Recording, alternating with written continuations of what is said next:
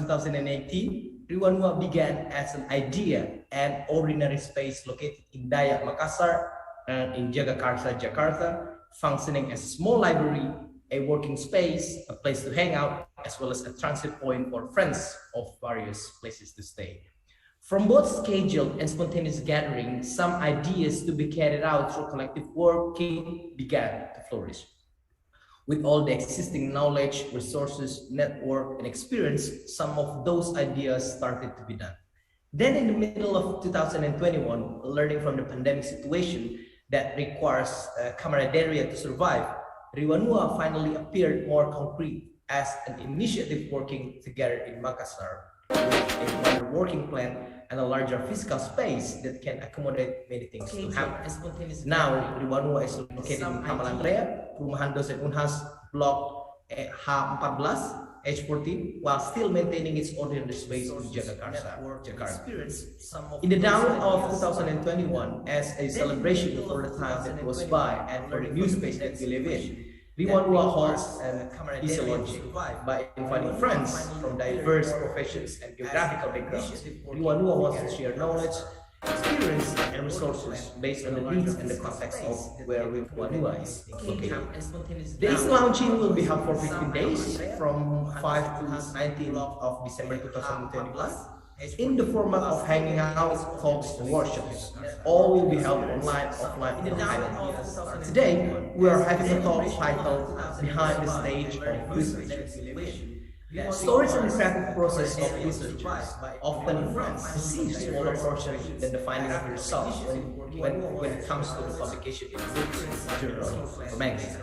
In this talk, we are inviting two researchers to tell us stories behind the stage of the research they have done, they are currently working on, and they will be working on in the future. We will listen to Arianna Mercado's stories of her research on informal networks of Southeast Asia Artist-Run Initiative and underwater cable networks in relation to colonialism, internet speed, and the concentration of capital. Meanwhile, Putra Hidayatullah will talk on how his practice as a trained scholarly correct researcher linked to experimental art practices. Arianna Mercado is a cultural worker from Manila, but she's currently based in London now, and she is the co-founder of Kia Project, a nomadic curatorial initiative with a focus on alternative exhibition formats. Mercado's research interests have focused on informal networks, geopolitical entanglement, and historical materialism in the global south. She received her MFA in curating with distinction from Goldsmiths University of London, where she currently works as a junior fellow for the program. Putra Hidayatullah was born in Banda Aceh in 1988. He is active in several art initiatives and was chosen as one of the young curators of Jakarta Biennial. His curatorial focus is mostly on the issues of violence and memory. In 2014, he held an exhibition entitled Puing Perang in Taman Ismail Marzuki in collaboration with Ruang Rupa and Jakarta Art Council. At the end of 2019, he became the curator for Kauri Wujo, a themed Lorong Memories exhibition organized by Kontras Aceh. He's also involved in the present continuous art event at Museum Macan Jakarta in 2021. Apart from exhibiting, he also writes essays and short stories. Some of his writings were published in Koran Tempo, Jawa Post, and the Jakarta Post. He completed his contemporary art and art theory of Asia and Africa studies at SOA, School of Oriental and African Studies, University of London, England. So Putra and Arianna, thank you for joining us today. So yeah, what do you have in lunch anyway for today? Lunch? Lunch, yeah. What do you have for lunch? I like to start with the food. I haven't eaten lunch yet, but oh, you haven't eaten your lunch. Yeah. What are you going to cook anyway? I have Vietnamese caramelized pork. Oh, Vietnamese caramelized pork. Yeah. Sounds very delicious. Putra, what did you have in your lunch anyway? Well, it's a coincidence that this noon I had Bu Net Tu. So what is Bu that? Net Tu is we loosely translated as the rice made by the mother of our grandmother.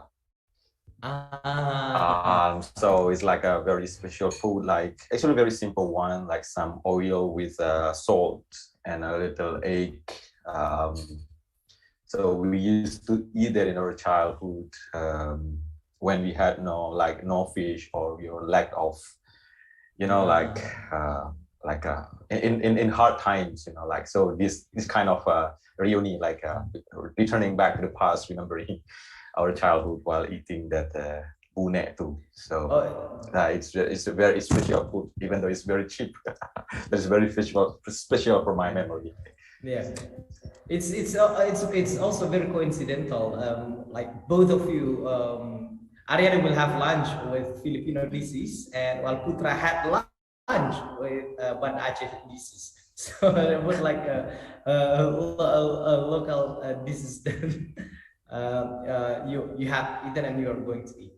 Okay, so I want to start with very simple questions that.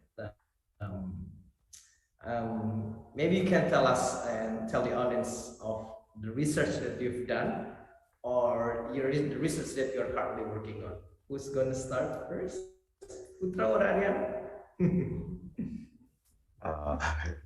Maybe that's first. No. Okay. Okay, Ariana, maybe you can start. Okay. So I currently am doing research, I guess, very loosely on informal networks in Southeast Asia. So I've done a few interviews with different arts initiatives. One being from Manila, which is Lod Dito projects, and then there's one here as well, and they're focused on like Asian diaspora. So I'm kind of interested in like the ways that they work and kind of organize themselves and that kind of dynamic, especially when like for this one here, like what diaspora means, for example, for Asian practitioners.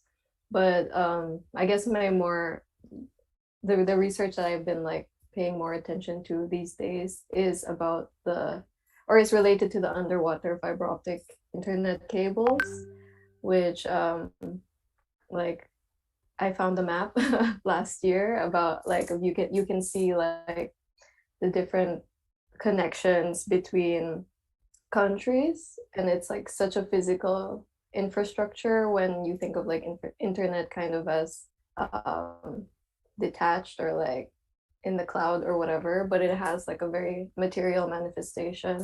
So yeah, I've been looking into that really, and like how the colonial pathways of the cables or of history have been paralleled or mirrored in the cables.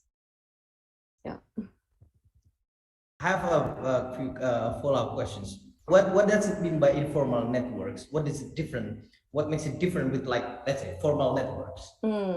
I think like informal networks, because like a lot of that research was based on, I guess, friendships. So I was looking at like how arts communities or initiatives are built on friendship, and so that kind of made it that's how I see it, as informal, because it's like it comes and goes. It's like you can have someone come in and then come out eventually, and then people, there's still difference. New people come in, and it's not like organized, I'd say, in like you have a mission vision situation. Yeah. Okay, so that's what makes it different as well from like a formal organization. Now, in relation to the underwater cable networks, how it relates to colonialism that you mentioned before. Yeah, so actually, like, I wanted to show this like map. Yeah. Let me just show it. Oh, okay. Yeah. Post. I need the what you call it, permission, but I can show you in a bit. So I found out that a lot of these cables connect like previously colonized countries to their colonizers. So here's like the map of the cables, and you can see here in Southeast Asia, let's see, oops, There are a bunch that like connect. So like for example, this one, you can see that these countries like Singapore, Philippines, also they all connect to Japan and like China, which are imperial bodies. And you can see it as well in this one, which is the one that I focused on in my research, which connects to the UK. So like all of these cables mimic these old pathways of trade and development. So they end in like developed countries most of the time. So yeah. I remember we'll get back to that later. Then I'll the same questions with Putra. Could you tell us about your research that you've done and or research you're currently working in and or you'll be working with in the future? Yeah, maybe I'll tell you both as they are closely related. I've been interested in the relation between dictatorship and the minds within a certain space. So more specifically on the issue of New Order and how it shaped culture, especially in art. What kind of aesthetics that it tried to offer and how it controls the artists and art itself through the institutions. This is what I did in the past for several years ago in the time when I was in London. But still what I am doing currently is related to the one that I did in the past. It's still about the minds and how it affects the current generation, especially young contemporary artists in Aceh, in a way how they choose the theme for the artworks and how it is, it was surprisingly actually I try to challenge myself not to talk about violence anymore. Why always violence? So I was trying to find something new. And then I try to get away from all those issues of, violence, blood, and all those things. But then it was surprisingly, then it takes me back to that when I was conducting the research, interviewing some young artists weekly, or meeting them in one coffee shop to another. But still, they're pretty much, affected by this issue of memory of what happens in the past and how it relates to the current situation of those survivors, especially. So yeah, that's what I did. Those two are really closely related to one another. So do you mean survivor? When you mentioned survivor, do you mean that the survivor from Aceh tsunami in 2004? Yeah, well, there are some. Yeah, there are disasters in Aceh. One is like a man-made disaster, and the next one is like a natural disaster. First is like the issue of political violence, about the conflict within Indonesia between Aceh and Jakarta back then. So there were groups who were fighting, waging war. And back then, there were civilians become the victims, or they were instrumentalized as a way to capture the enemies. So some women, for instance, were raped as a way to, pay revenge for the husbands that they could not find, for instance. So that's what I was focusing on, and it was also before, during the New Order, and also the same conflict still happening after the New Order until natural disaster happened in 2004 in Banda Aceh with like a tsunami. Maybe Arianna know that the biggest disaster ever in our history, in our contemporary history. So yeah, thank you, Putra. Arianna, I want to come back to. I remember that we are having conversation like the relation between Gutta Percha plantations and colonialism in the war and the underwater cable that you mentioned. Could you elaborate it more? And then? Yeah, sure. So basically, when the UK was making their first transatlantic cables, they needed to harvest this kind of like insulation because the wires were quite fragile, so it needs to be insulated under the ocean. And one of the most like important insulation that they found was from this gutta percha, which is a plant in Southeast Asia. And so they harvested a lot of the tree sap, which caused environmental degradation, and now the plant is in pretty much extinct in the Malay Peninsula. So yeah, so like that's what happened with the British colonialism. Like they just took all the resources to make this transatlantic cable that connected the US to the UK. Even the Dutch, I remember I read an article, even the Dutch colonialism also had plantations on Sukabumi around West Java of gutta percha to create a insulation for the underwater cable. Yeah, so Yeah. it's like both colonies had plantations in both in Malaysian and Dutch East Indies at the time. So Putra, you are now working as an academics, right? Yeah. So sometimes both of you, even Ariana also are in the academic institution. So how do you think, like, how open it is academic institution for, do you think, for like an experimental research or experimental research? Yes. You mean in our home institution? Yes. In your home institution where you're working now. Okay. Well, I think that is, I don't know, I'm talking in my area. There are still many homeworks to deal with when we are talking about institutions. Especially there has been a lot of questions these days in me personally, like how this institution has been, instrumentalized. Either it is for critical thinking or it is for political purposes. So this is a big issue that we need to, maybe, as I told you, that there are many homeworks to work on. Of course, it's not as easy as maybe I cannot make it similar to the one that I had back then in London or somewhere else.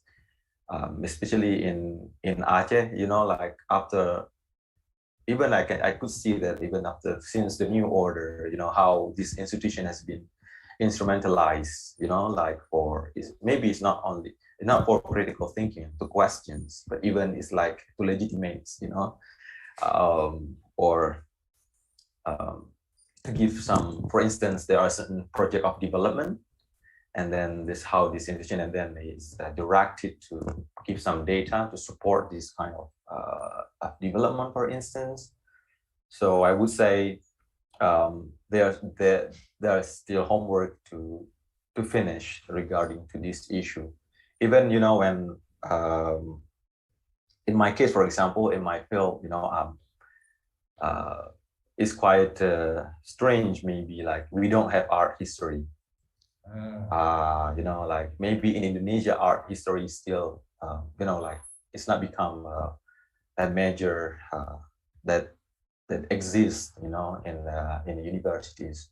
Not to mention in Aceh. So for me personally, I have to struggle myself, and how probably someday, maybe through writings or doing research on this issue.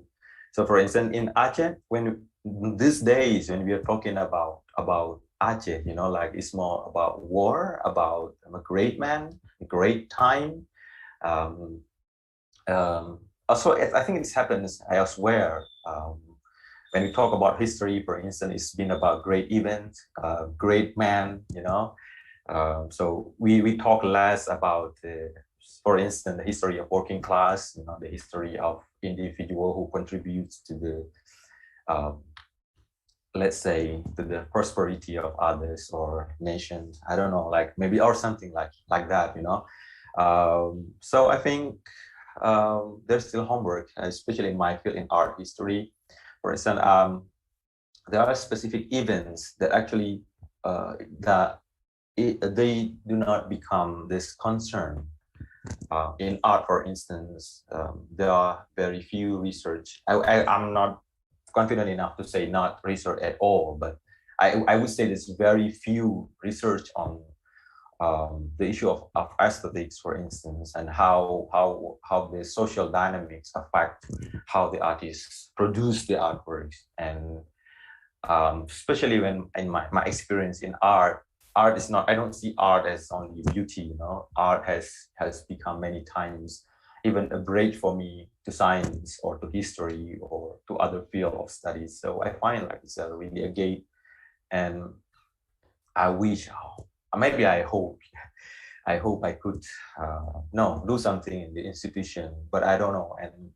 But currently maybe I can borrow the word of Arianna when she mentions about informal. Currently, honestly speaking, I'm more interested in working with informal network as well, especially in local contexts, because I find many new insights that based in reality and how young people are working, what are their feelings, and what they make them sad, and what their fear are, you know, all those things.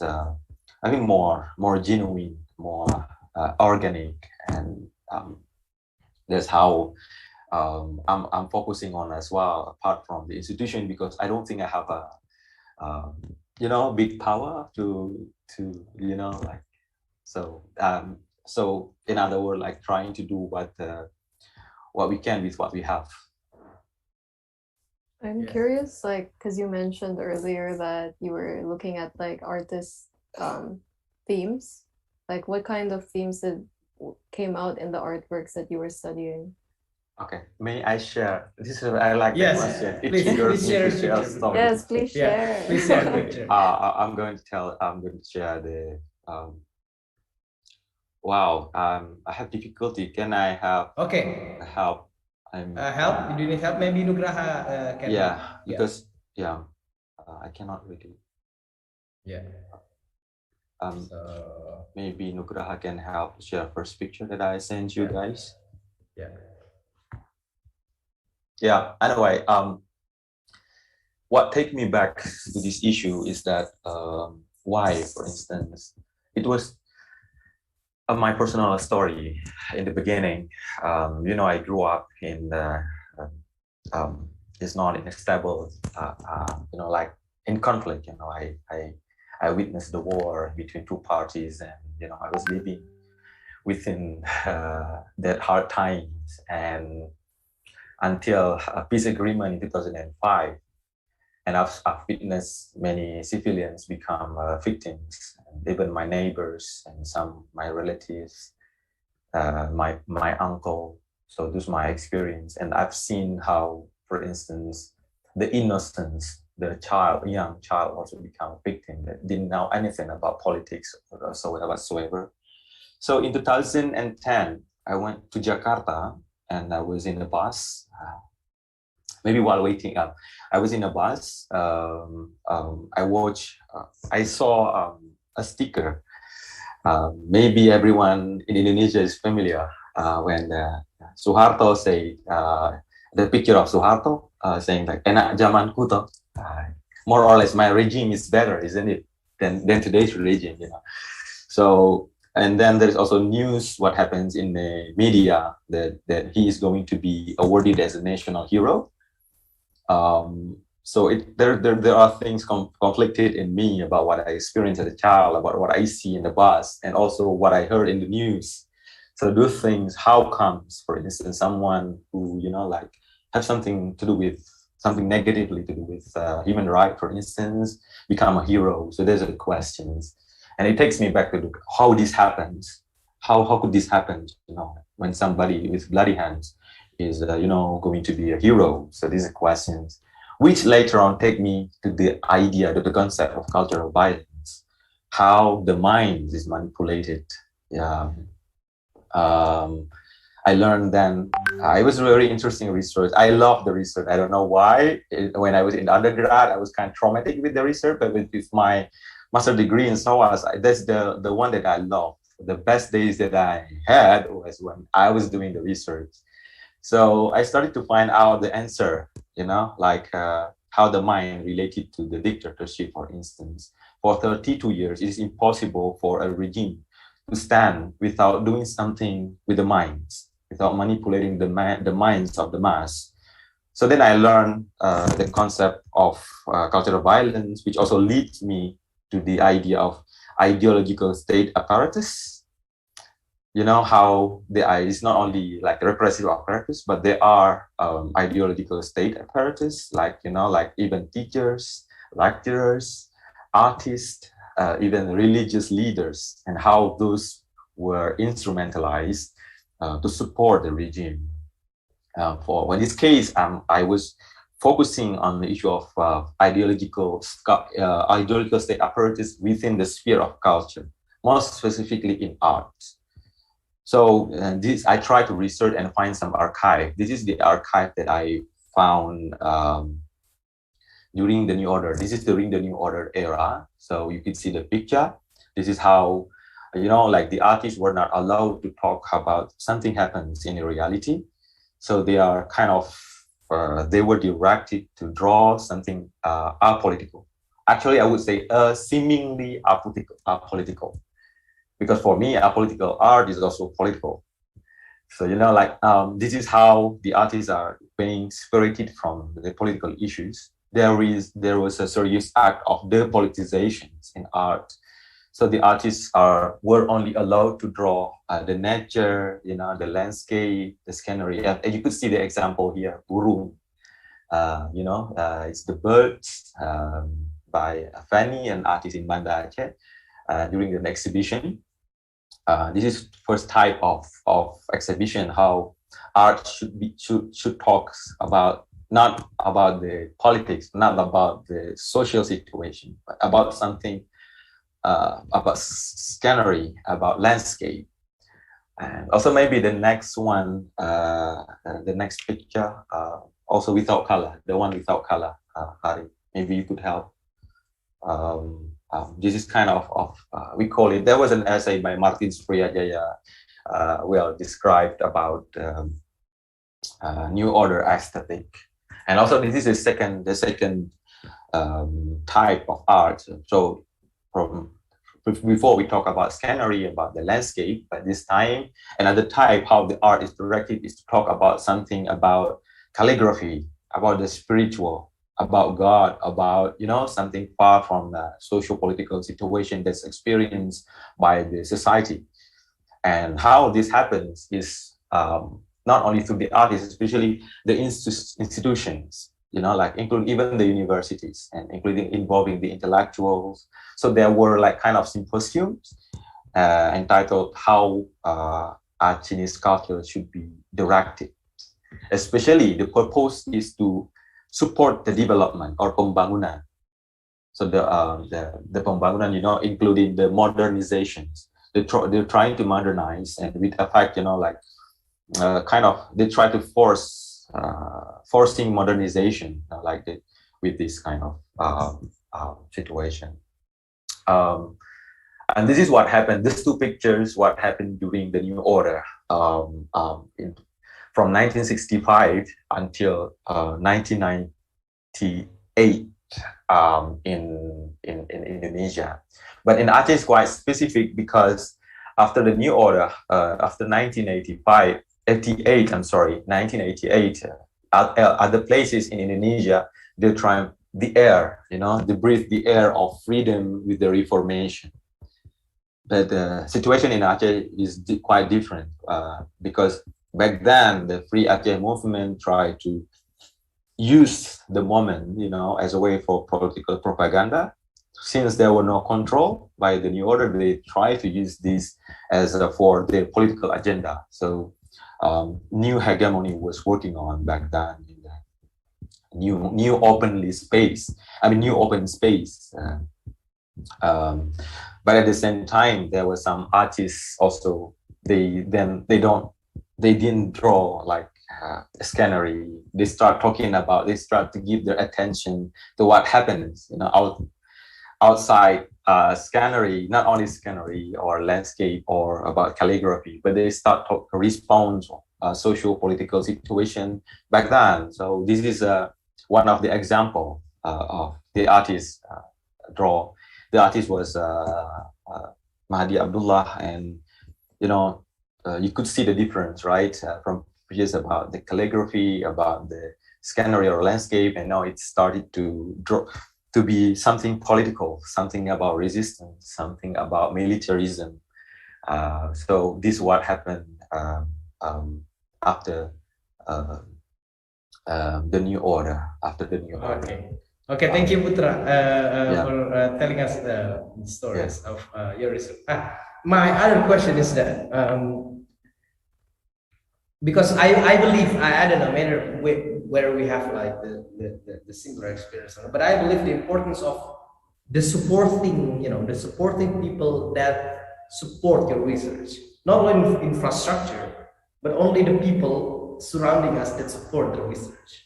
So my question is, how do you build the environment where people around you can support your research?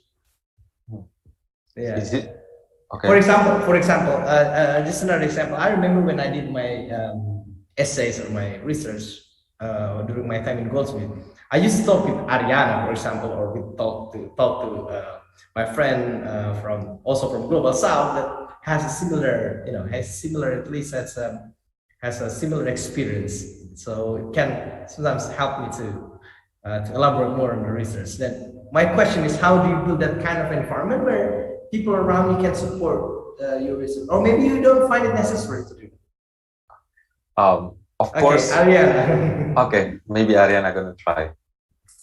That's a hard question. I feel like it also kind of depends on the person, right? Like I don't know, like you support people because you believe in them, and so I see that, like, for example, in arts, or like in I guess like the art scene, for example, like they, at least I would say, at least in my experience, and it seems like for you as well, Harry, like it's like the people, sometimes you just meet people who just want to support you. And it's like very privileged, of course, but it's like, I think that like it's also a very different way of working, I think. Let's say I'm making, of course, sweeping generalizations here, but like, and it seems like, at least in the Philippines or in Indonesia, that like, yeah, like it takes a lot of people to kind of like put you, or can help you continue your research. Yeah. Like, whereas here, like in the UK, it becomes more of an individual activity, because like I think there's also this I think culturally there's also like this idea of like the individual genius type thing, and so like they're able, like, you feel, if you're I think if you grow up here, you kind of feel that sense of like, oh, like I can make it by myself, but then at home it becomes more apparent that it's like it takes a village to do it, or with everybody. And I think it's also like about getting I don't know, like it's kind of what I was saying as well with the informal networks, because a lot of it is also based on friendship, and like if people trust you with the work, because if they don't trust you, then they won't support you, right? So yeah, it's really hard. Yeah. So maybe we also like to make it easier to try to paraphrase my question. Maybe the term support itself is not always directly related to the research, but it's also indirectly related. For example, how do you support? How do you carry out research? But let's say you have like a personal problems with your partners or something. Sometimes it disturbs you to carry the research more smoothly, isn't it? So what I mean by support is like it's not always direct, but it can also be indirect. Yeah, okay, I see what you mean Yeah, now. yeah. And I think it's because like what's special about these kinds of networks is that like they're friends first before connections, you know? So Exactly. like for example, like when you were going through a hard time, Harry, like we're friends first, so then we talk about our problems. Yeah. And then like but then of course your research is also involved with you. So it's like Yes. it's like two things. Like you're not just there to talk about let's say intellectual things. Yeah, you know? yeah. Like you're also there to just hang out or just do Yeah. whatever with Exactly. you know. Yeah. Putra, how? Your turn. Yeah, okay. There is a quote that I really liked when the first day I was in SOAS, like the head of anthropology department say that we are social creatures. We become ourselves with the help of other people. So I am, and I was pretty much indebted to people around me, directly or indirectly, even not only people, but also space. For instance, coffee shop. So coffee shop has been integral part of my life. So I have to thanks to the coffee shops, also the waiter of the coffee shop.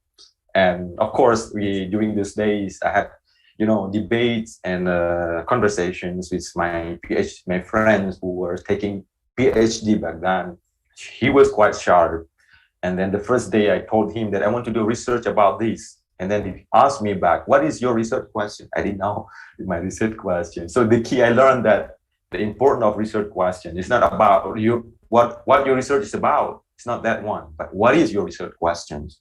So it's really like hitting me in the head. So, but it was a really good strike. It took me to have a further conversation with other PhD students, learn from them, from their experience, and they give me a lot of insights. Even I have a friend in Germany.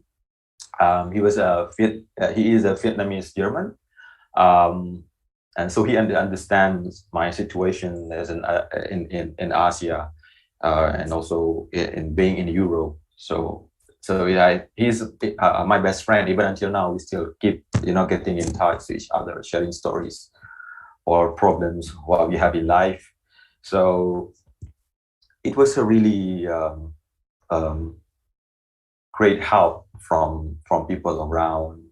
But I also, even at some time, I feel like the research itself, the topics help me as well, because the topics trigger my curiosity and it moves me as it answers questions in me personally. So, of course, yeah, I'm indebted to those people, to those spaces. So it's very interesting what Putra talked about, this spaces. So when we talk about the ecosystem of research, it's not only the ecosystem that support you, let's say financially, but also socially, psychologically, and also spatially, like what Putra said before. So it's very interesting to talk about the ecosystem of research, because sometimes when we talk about support, it's just like support financially, considering the other, the other support from friends, socially, psychologically, and also from the space that we live in. Very interesting from both of you. And my other question is that you both, also me, like three of us, we did research on Southeast Asia, but we have to go outside. We have to go abroad to do research about Southeast Asia. Why do you think why do you think we have to go abroad to do that research? And do you think it would be different if we done research from the Southeast Asia itself? What's going to be different? Yeah. Who's gonna answer? Putra or Ariana? Maybe you can answer it Yeah. first. Me? Okay. Yeah. Okay. Thank you, Ariana. Okay. This is a very interesting question, and I would say this is a discursive question. It's gonna trigger a lot of conversations academically or casually about doing research about Southeast Asia, but in Western institutions. Yeah, exactly. in one way or another, I think, I'm sorry if I have to use this term, but I'm talking about my experience. When I was in SOAS, what I love best is how the institution offer the non-Eurocentric views. So the first day I was in SOAS, there was a polemic in the newspaper, like SOAS lecturers said that, like they criticize the philosophers, Western philosophers, who were male and white, and aristocratic, so they criticize those issues. And also I learned about the topics like the colonial thinking, something like that, try to be critical of our mode of thinking.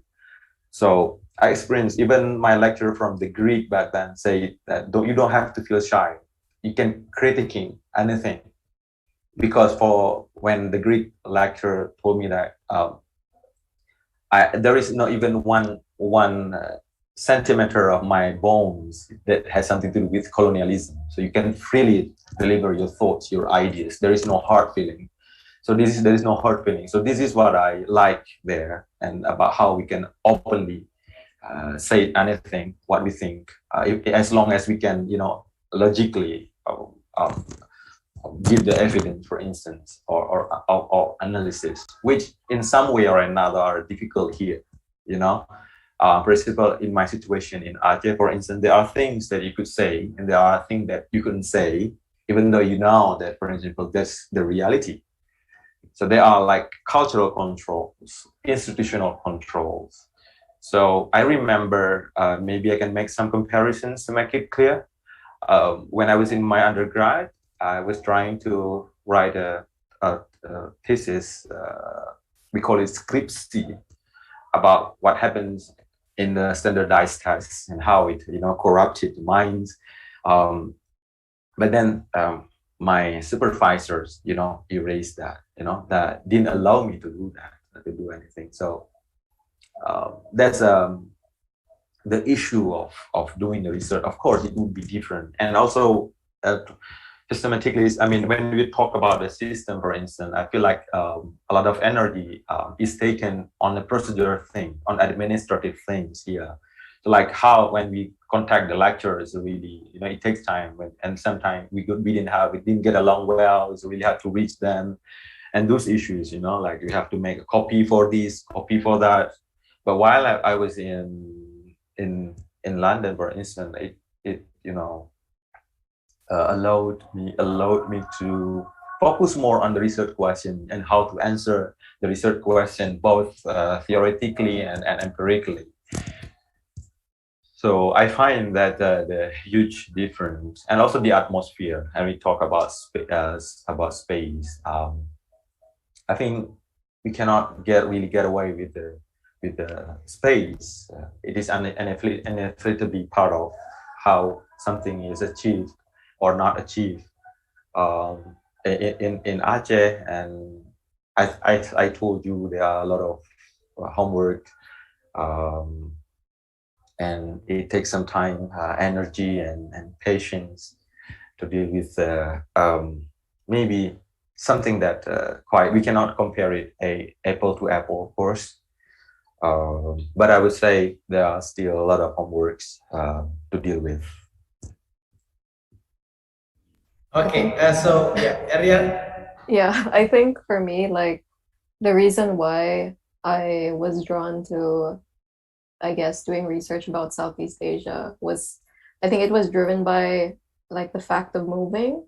Like I think when I moved, like I felt very homesick in the beginning, that like I was, especially I would say, like especially the kind of like environment that I was in at the time, like studying so hard, or like this kind of like, because you, for example, in my case, like I studied at a curating program, so there are a lot of us that want to be curators, but like, and it felt very competitive compared to like if I would say, like compared to if I had done just like a research based master's, like an MA.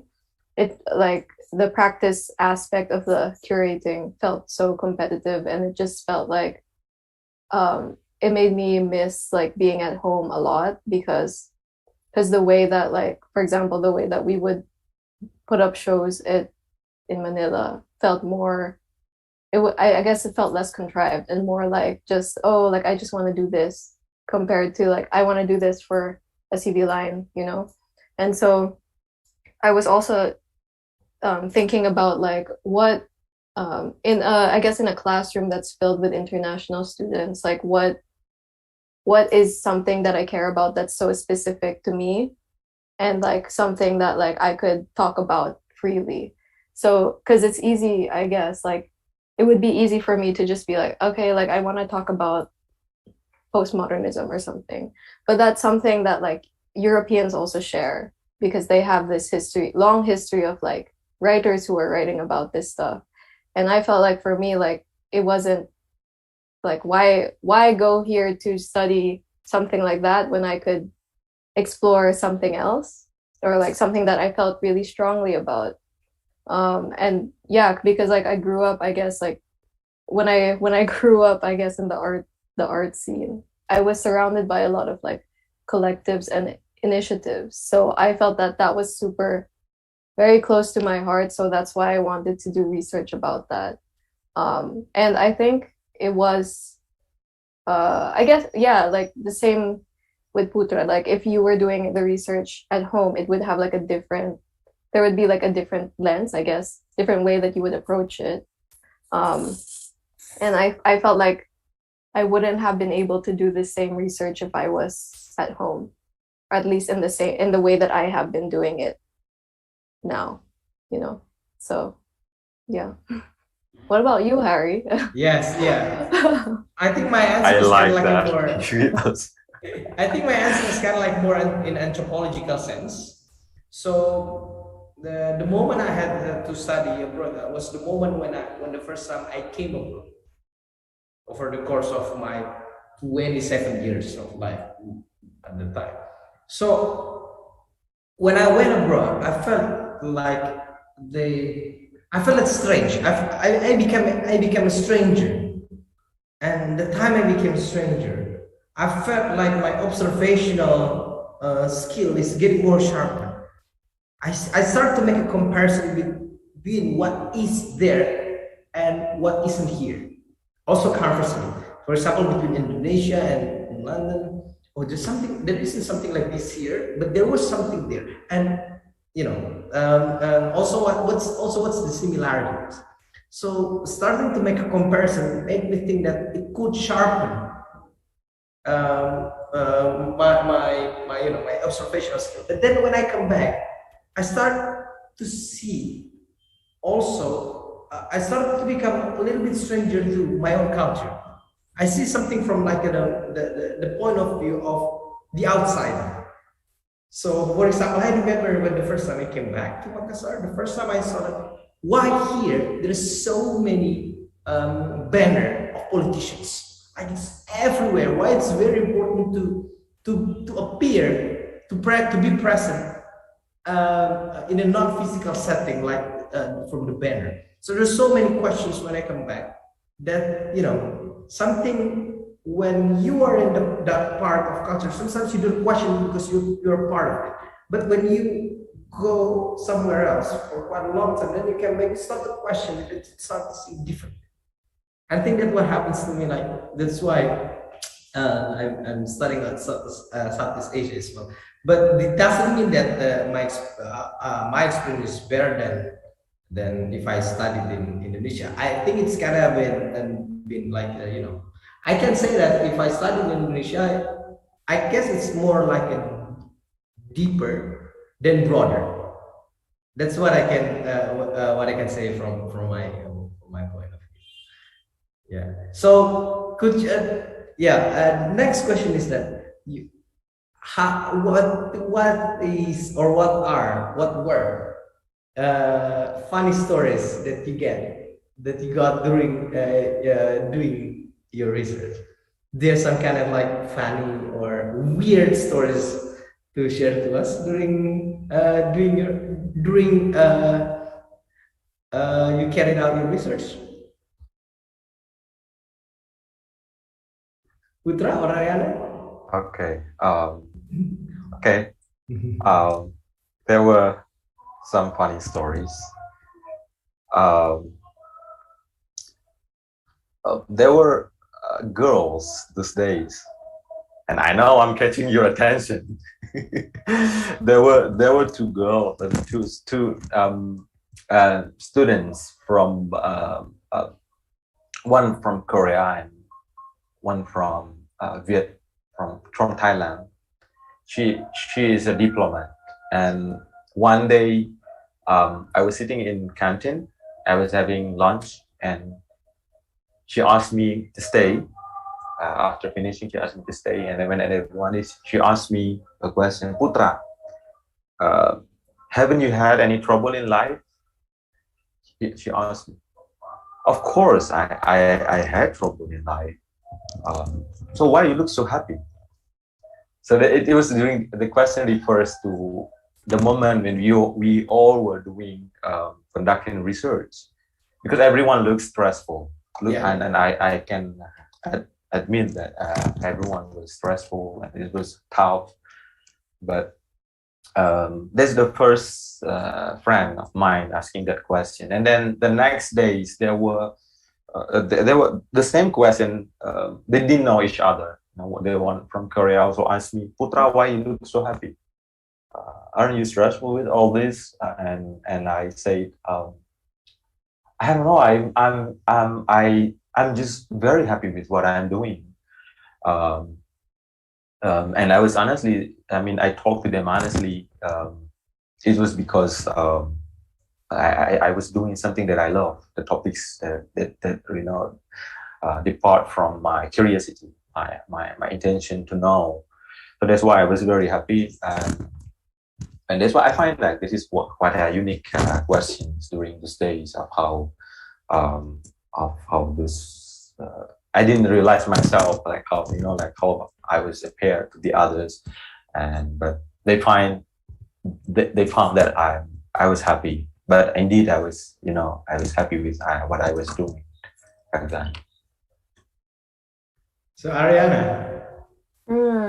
I don't know if I have any like really funny stories, but maybe more like frustrating stories or that's fine. It's also frustrating. Or yeah, like I remember when I was doing like the research about the cables, like I encountered a lot of comments, for example, from some of my classmates, but also like my tutors as well, who were, for example, like they were questioning why I put so much importance on the cables, or like they wanted to push forward, like when I was writing, they wanted to push forward like the digital aspect of the cables. But then I think it was also because it's hard to translate it too, because I feel like when I explain to you, Harry, like when I first explained to you the cables, like you immediately understood like, oh yeah, like it's extractivist and and like all of this like history of colonialism. But then obviously like European people won't really understand that. So in the beginning, they were really pushing for me to kind of like talk more about the digital aspect, which was really, really frustrating. And I think like it was because they didn't understand like it was because I also had to spell it out for them, like the material conditions of living in the global south, or like what material like infrastructures and what that kind of means, because they didn't really get it. So it wasn't really funny. It's more of like frustrating to deal with. But it feels also really, I don't know if you had that experience too, Putra, but like it's really frustrating to have to, I don't know, explain yourself so much, like because like for example the cable in the topic of the cables, it's a long story, like just it's a long story period of like I guess the history of colonialism, neocolonialism, and the current like ongoing imperialism in Southeast Asia. Like the story is so long that it takes forever to even explain. Like where do you even begin?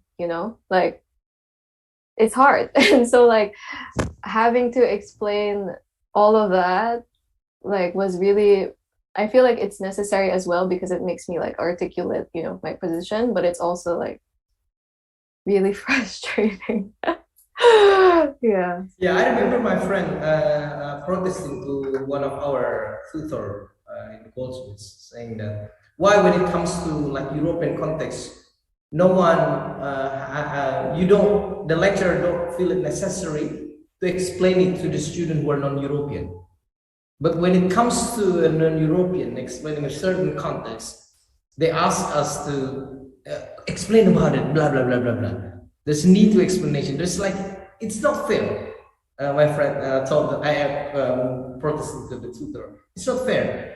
Even if you, it's like an environment of environmental student, not only European, and so maybe like some of them don't really know what your guys are doing in European context.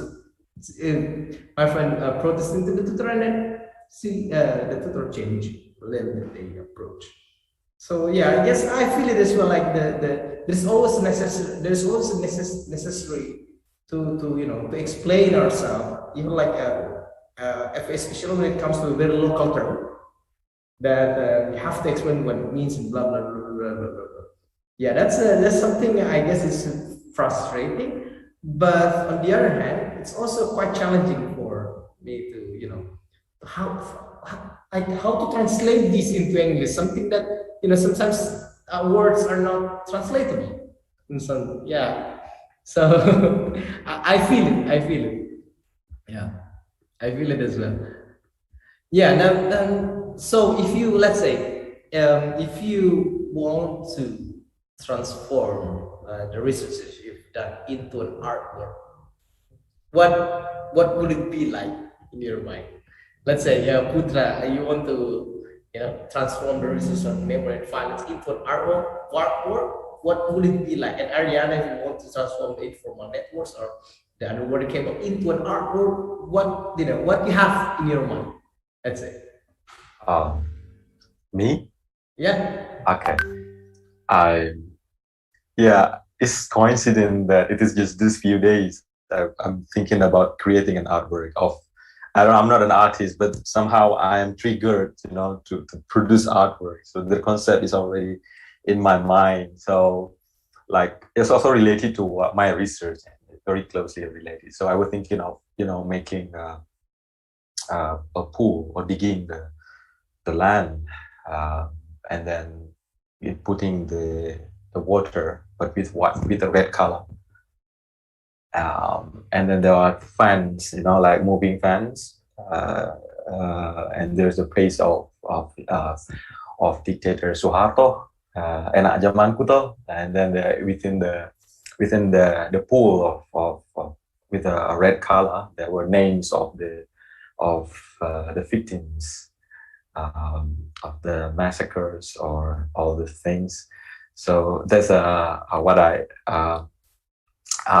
I have in mind as a concept, if it is translated into the artworks. Yeah. So what's the function of the fan? Well, to make it moving, you know, like with the smiling general, moving, like saying hi to each other, moving like this. Enak zamanku toh. So it's like kind of, so to make it at like, certain point they will be facing one another. So like this. Yeah, they will be facing one another like that. Yeah. Or maybe I will just make like not facing another like this. And like, yeah. So that's what I have in my mind for the idea of the hour. Or I don't know. Maybe it should happen someday. I don't know. We'll see. Yeah. Ariana, what do you have in mind? Oh, that's a really good question. I haven't really thought of it in that kind of way to make an artwork out of it. Maybe like, I don't know, field recordings. Field recording. Yeah, so like if I could just like record, let's say if it's the informal network, for example, like I could record gatherings or just like hanging out and like with no purpose really, just like an hour's long of footage. Or yeah, and then maybe that would be the work for all the, let's say for all the collectives or initiatives that I interview. Yeah. That's all I have. I guess that's all I can think of right now because a lot of it is recording based. So yeah. What about the underwater cable? Maybe a video. Yeah, I don't know. I would really like to go see them. So see the cable landings themselves. I Yeah. haven't been able to see one yet. So it would be nice to take videos of it. Yeah. Yeah. How long the underwater cable is under in the water? Like how deep? How deep? Sorry, how deep? I'm not sure actually. I think it depends on like where the path that it takes. Mm. Yeah, because like I think some would like go higher than the others, and then but they go pretty like very deep because they can't be hit. They shouldn't be hit by the boats. Yeah, it's also very interesting that we cannot see. It's very deep, so it's like hidden in a way, and Yeah, you cannot see the structure, the materials. Yeah, yeah, really yeah. interesting. But like I don't know if I told you this, but I remember like a few years ago there was this report that like um I think it was like internet in Vietnam got disrupted or Ah, something because a shark bit the cable. Yeah. ah. Yeah. Yeah. So let's But say you, I have an imaginative question. So let's say you get a financial support, a big financial support. So what research are you going to carry out? If you let's say now you have a very like you have let's say unlimited, not that unlimited, you have like a more than just enough abundant resource to do research. What research are you going to do? Putra, if wow, you have like an abundant resources. it's a very nice imagination, to imagine having. Yeah, if you have so much resources to do research, what research are you Wow, going to so do? much resource, so much power. What are you going to do with that? With that? Okay. Yeah. Well, I think what I have in my mind right now is with that money, I will create maybe not only all the whole money for the research, but I'll manage it.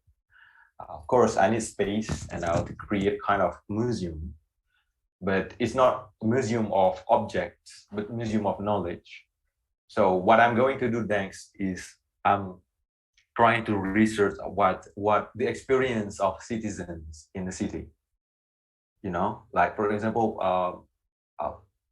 let's say we create uh, some emotion for what makes them fear or scares, and we do the research and this year, for instance, what makes them sad, and then how then this research is expanded into the artworks, and then how we could portray it into that museum, and how this knowledge then disseminated to the people in the city, um, and how they know each other about maybe they have the same feelings about a certain event, or they have a collective memory, or they have some things common that they are angry about, because I feel like this are what is missing in my context. So people like being absorbed into other people's or significant few, the elite's narratives, all those or like how to say ruling class narrative. So without really getting back to themselves, or they're really taken, like for instance what happened in Jakarta, for instance, the issue of governor in Jakarta back then, but then they forget their own realities in their own context. So they're being driven, with something viral, something, all those attentions are taken away, and while forgetting themselves, their own problems, their own emotions, what make them sad, what their own dreams, and so these things that I'm really interested to work on and to research. Especially there's not going to be one research. There will be a series of research. Yeah. If it take, for instance, maybe 5 years research with like every period, one period, and or month, or like every 3 months, one research every 3 months, so that record emotions, the feeling, and something human. So you will talk and meet lots of people that you can reach in the city. Yeah, Yeah. I love listening to the stories. Yeah, you listen to the stories and wow, that's a huge, and it's going to be a huge recording. How many people? If you let's say if you can get a plan, how many people you are going to have a conversation with that kind of resources? Okay. So How what many I'm did you want okay. to yeah. What I'm going to see is something that have a really less power in current discourse. Yeah. We have public space and we have whose discourse are being sent around. Like especially here we could see that the discourse of the elite, the discourse of the male. So I'm trying to see the discourse of women, of young women, who are very less voiced. So I'm going to see, I'm sure they have stories, even maybe children.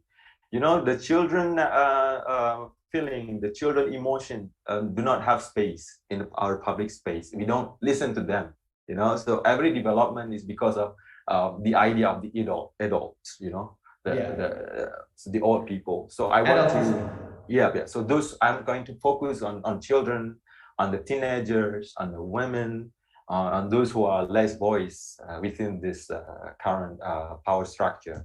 So that's what I have in my mind. Wow.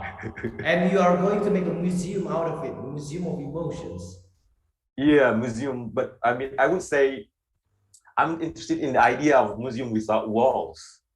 But this is quite difficult architecturally speaking. This is quite difficult. But what I mean maybe is museum that is more inclusive, that could be reached by minorities, by even people with different ethnic backgrounds or different beliefs.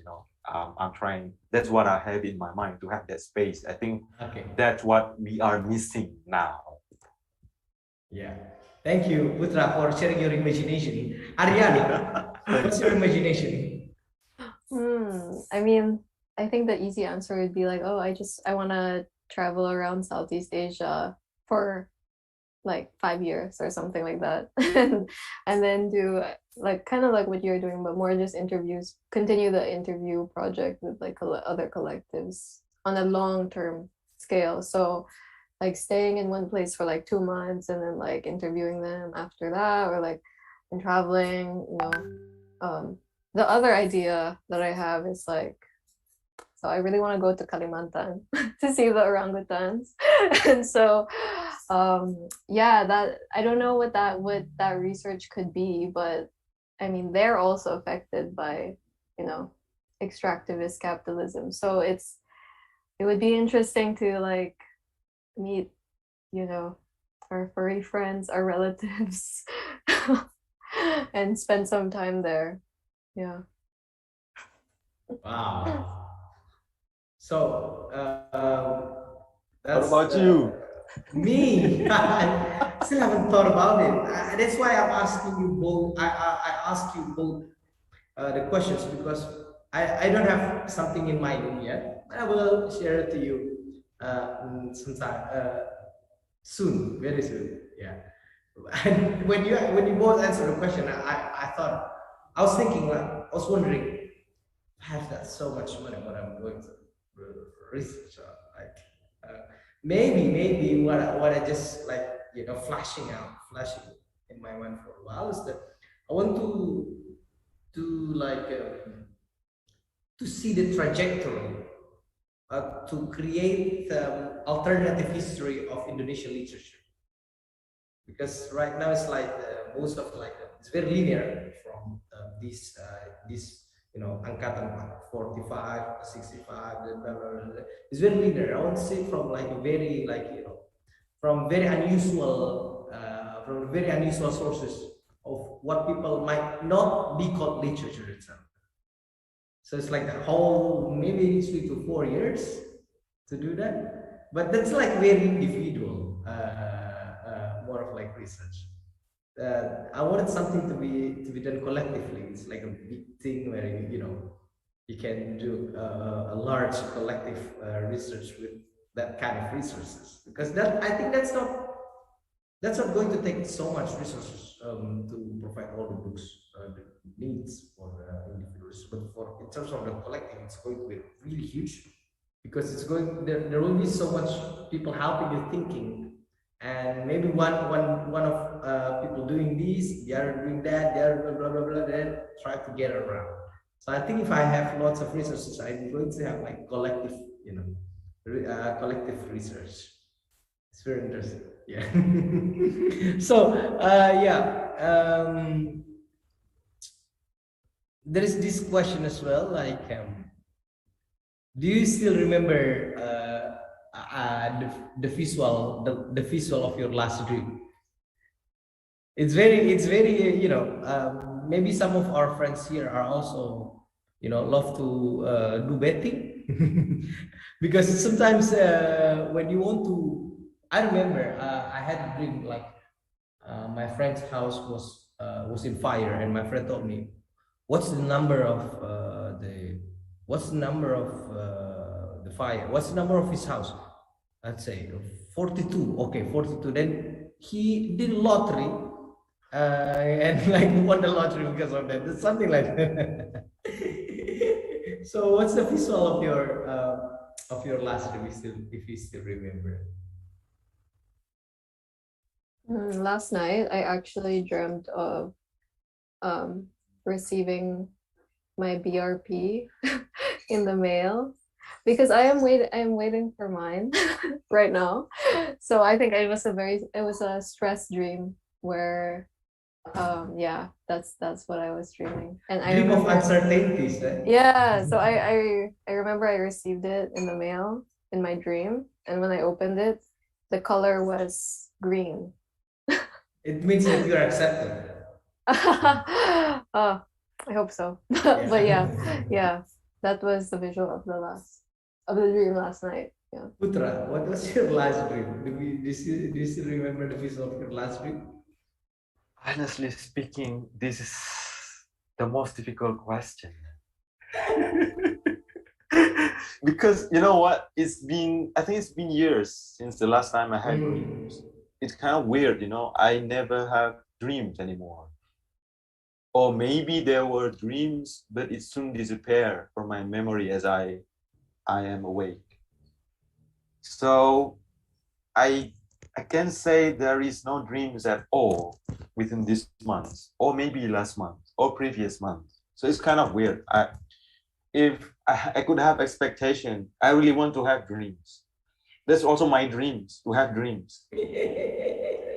Like waking up, after for dreaming in night, and then waking up in the morning, you write your dreams. It becomes stories. I like stories, and I want to write something from my mind, from my dreams. But unfortunately, the dreams do not really come to my mind all these years.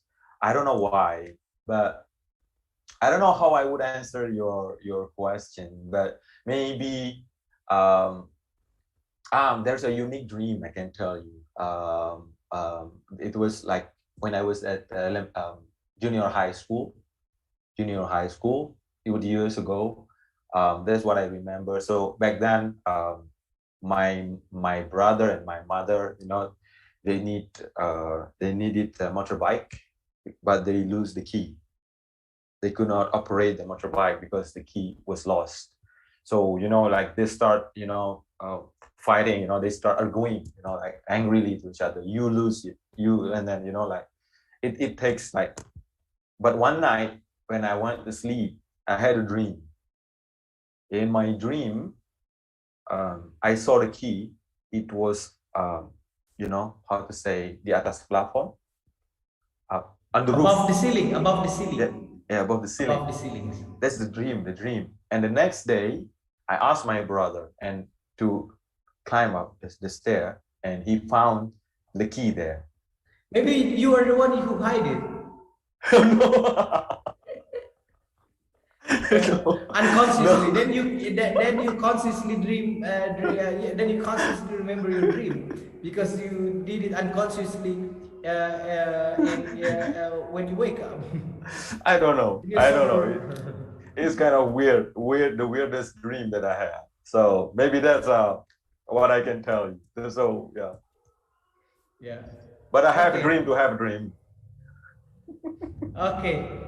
Thank you, Putra and Ariana. Maybe you have anything to share with us, or you have a question to one another? No. What is your next project? Me? Oh, Ariana. Yeah, that's a nice question.